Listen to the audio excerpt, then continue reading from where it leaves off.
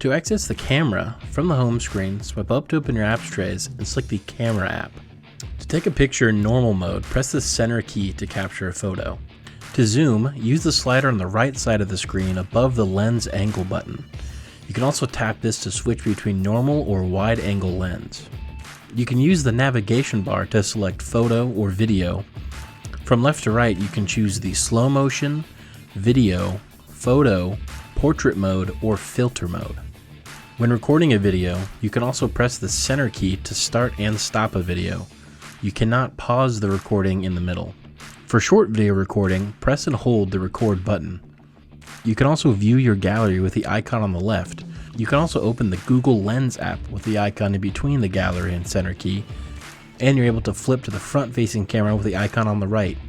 On the top of your screen, you'll have different options like flash, filters, and aspect ratio.